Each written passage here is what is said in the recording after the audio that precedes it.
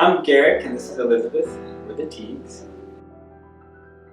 So we have 5 kids, and our first one was a hospital birth, and our following 3 were home births. And so it's a pretty different world being hospital and doctors and nurses versus midwives or certified nurse midwives.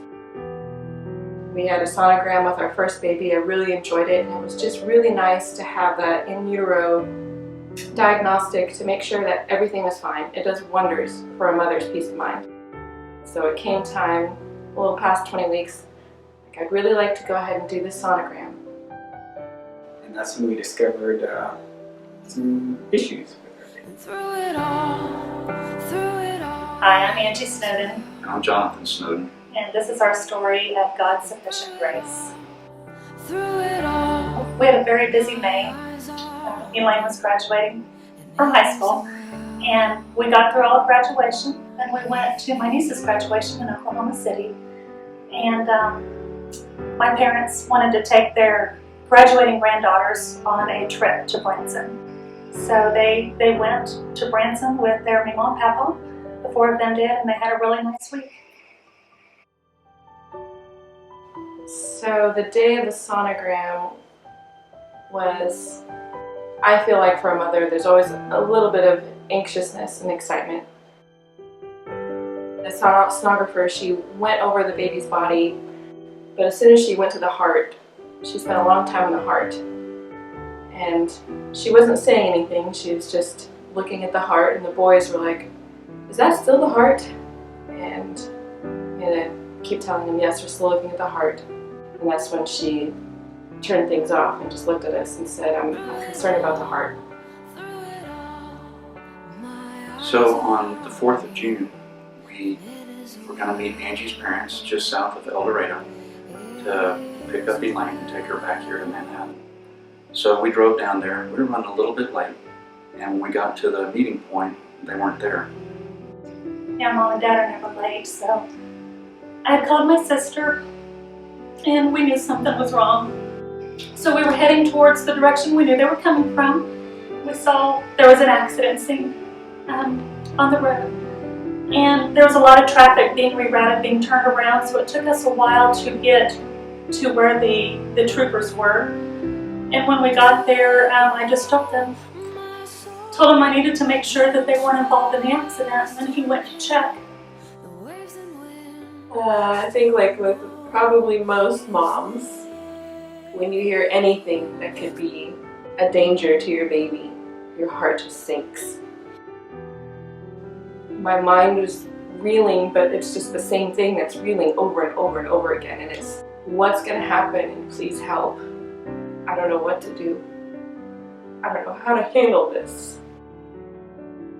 God gave me more of a level head so I can help balance Elizabeth. And so that's what it was. I was trying to devote myself and be there for her and comfort her while I could.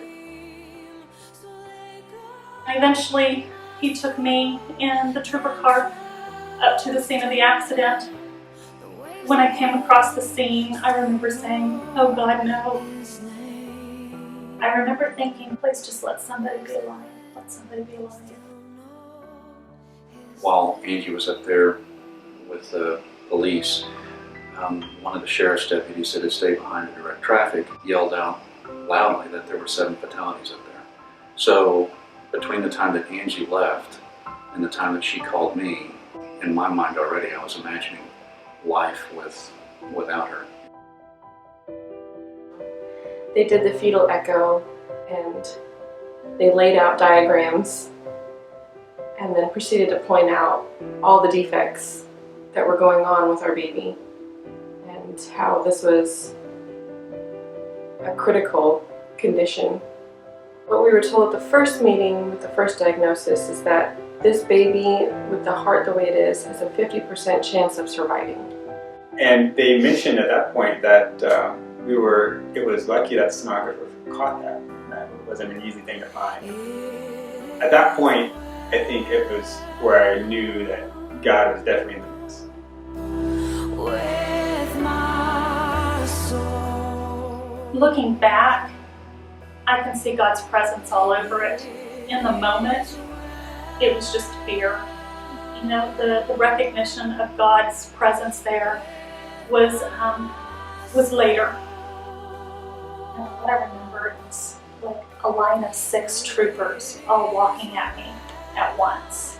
Then they told me about the girls, and then I asked, what about my mom and dad? And they said they didn't make it. When she called to let me know that the girls had been life flighted, of course I was disappointed that Arden and Sherry were no longer with us, but there was such great relief to know that what I'd heard was wrong. We're firm believers in miracles, and we knew God could heal our little one's heart and He would get the glory. But I had a firm, sinking suspicion that more glory can be gleaned and more goodness could happen if He didn't fix his heart. And we go through it, go through this process. It was the usual confusion at a scene like that. Police didn't know which hospital the girls had been sent to, so gave Angie some points of contact. Angie called and tried to figure out what hospital the girls were at. And while they didn't say anything in particular, my interpretation of what they were telling Angie was there's still a reason for us to have hope. And then the other thing was both of us just thought of who we needed to talk to right away and ask for prayers right away. And so basically occupied ourselves for the 40 minutes back so that we didn't dwell on what the worst that could happen. I really learned that children, my wife, everything, I don't really own. They're gifts from God. We have to have an open hand, and they're not mine. We got to see Elaine, and that was pretty hard. She didn't have hardly any pain meds because her blood pressure was so low they couldn't give her any. And just to see her in the condition she was in was hard, and then they ended up having to take her to surgery. I really longed for a natural birth, a birth on our own timing, a birth without any sort of interventions. God just so knows my heart. Where when the baby came out, I pushed him out, and there was the whole team was in there, and the doctor was still trying to get his gloves on, and I really wanted to catch my baby. But the position I was in, it just, somehow I couldn't, and finally, they handed him to me. He had to be handed to me. It's like God answered every bit of my prayer for this birth, except for that moment. In that moment where he was handed to me, God reminded me that He placed them there. Each and every person He had placed there to help us, to help our baby.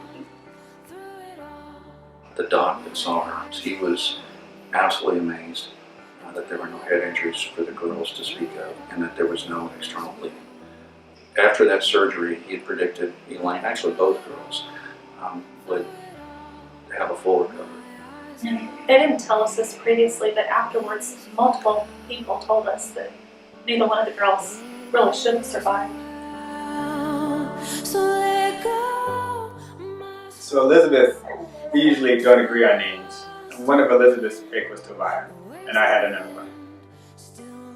Seeing Elizabeth go through the struggle and grow in a relationship with God, I decided to, as a gift to her, and I think it's an appropriate name, Tobiah, the goodness of God. I actually talked on the phone to the people who helped save the girls, and to listen to their stories about how they normally wouldn't have even been on that road, or how they wouldn't have been there at that time.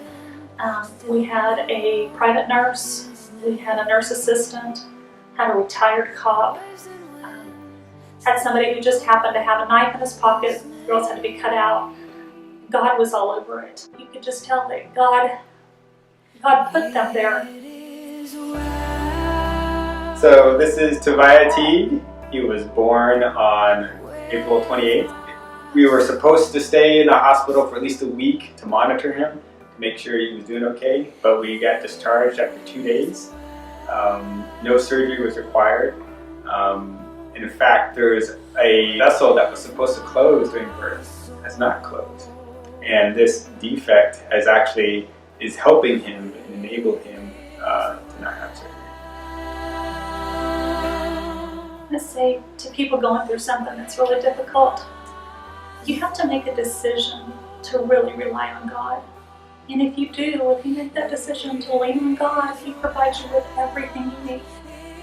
You'll always know that God's there. I knew He was right beside me the whole time. I knew He was suffering with me, and I knew that He'd get us through. The first time I pulled Tobiah out of the hospital and have a quiet moment. Just thank God and just hold His goodness. Hi, I'm Elaine, and I want to thank you all for your prayers, love, and support.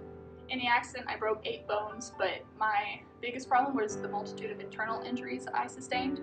Today, however, I'm getting better and better. My mom even calls me her walking miracle because God saved my life. So I want to show you all what I've been working on over the summer to prepare for my life as a wildcat.